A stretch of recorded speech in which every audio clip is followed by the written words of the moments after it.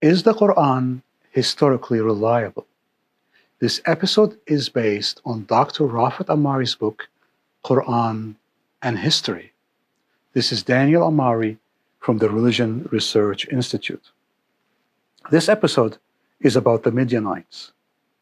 This series is about the historical examination of the claims of the Quran. It is an investigation of whether the Quran is historically reliable or not.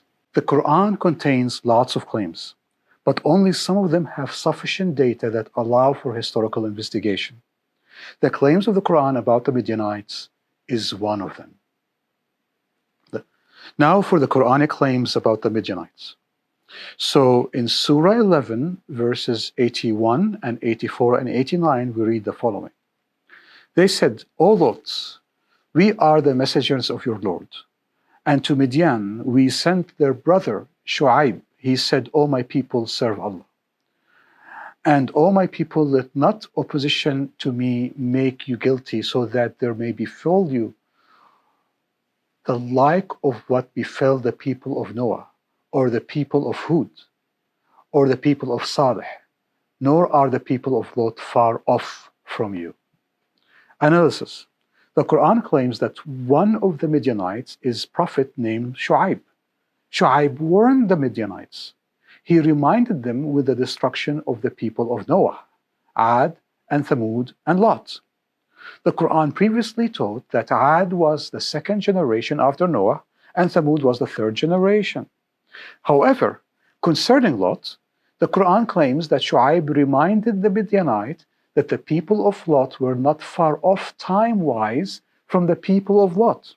The context of these verses of the Quran is directly after the people of Lot. In other words, since the people of Lot were in the 20th century BC, the Midianites were either 20th or the 19th century BC. Most ancient tafsirs state the same. Now we read from Surah 11, 94 and 95. And when our decree came to pass, we delivered Shu'aib and those who believed with him by mercy from us, and the cry overtook those who were unjust, so they became motionless bodies in their abodes, as though they had never dwelt in them. Now surely Midian became utterly extinct, as was Thamud. Analysis. The destruction of the Midianite was during the lifetime of Shu'aib. Then the destruction that happened is about 19th century, maybe 20th century, according to the Quran. The destruction was utterly complete. Midian became utterly extinct, as did Thamud. They were destroyed by the mythical cry. Summary. The Quran claims that the Midianites and their prophet Shu'aib lived shortly after the people of Lot, and they were destroyed in the lifetime of Shu'aib. Then the Quran places the timing of their destruction around 19th century BC. The Quran claims that the Midianites were utterly destroyed and became extinct at 19th century BC. They were destroyed by a mythical cry that wiped them out completely. Let's see what history has to do or has to say about the following. Well, the Midianites were the descendant of Keturah and Abraham. Contrary to the Quran, they became only a nation in the 17th century BC, at the earliest. But furthermore, they continued to exist from the 17th century to even after Islam began. They are attested by the Bible from the Torah all the way to Habakkuk in the 7th century BC. There is attestation to Midianites by Assyrian inscriptions in the 8th century BC, especially concerning Ipav. Attestation by the Book of Judith, Josephus Flavius, century AD, Greek classical geographers such as Ptolemy in 2nd century AD, Eusebius, 3rd, 4th century AD, Procopius of Caesarea, Byzantine historian, 6th century AD. Jawad Ali, the premier Muslim historians, wrote about the existence of the Midianites after Islam. Early Muslim writers, such as Yaqut al-Hamawi and Ibn Mandur, wrote about the existence of the Midianites after Islam. So contrary to the Quran, the Midianites did not become extinct, but continued even after Islam. Concerning Shu'aib, there is no historical attestation to that Shu'aib was a prophet of Midian. This leads to two possibilities.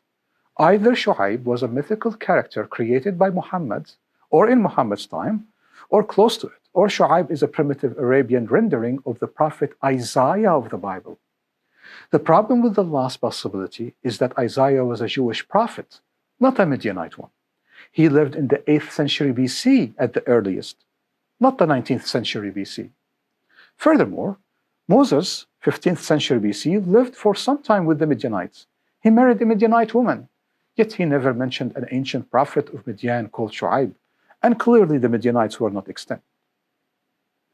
Let's talk about the sources of the Quran. Where did the Quran get these ideas and myths from? Muhammad took multiple sources to construct the account of the Quran. He heard the name Midian, then he associated them with the time of Lot, 20th, 19th century BC. Then he assigned them a prophet Isaiah, Shu'aib, of the 8th century BC, and then utilized a Zoroastrianistic myth of the destruction of the nation by a cry by a god or an angel. When we compare this episode with the previous two about Ad and Thamud, we begin to establish a pattern about the Quran, a pattern about its claims and its sources. We notice that the claim of the Quran about the Midianites are of the same pattern of Ad and Thamud. First, the Quran picks a random name of a tribe or nation, assigns them the wrong location. Second, the Quran assigns that nation a random date that is contrary to history. Third, the Quran picks a name of a person and assigns that person as a prophet to that nation, even though that man is separated from that nation by thousands of years. Fourth, that prophet warns that nation and reminds them the destruction of other nations. Fifth, the nation is utterly destroyed by a mythical cry. Six, the sources of the Quran are Arabian, pagan, Zoroastrian myths which Muhammad heard from his contemporaries and from poets who lived before him. This suggests that the Quran reflects that 6th, 7th century AD primitive Arabian mentality in dealing with history. The author of the Quran confuses myth with facts. Furthermore, ignorance of both geography and historical chronology is on display.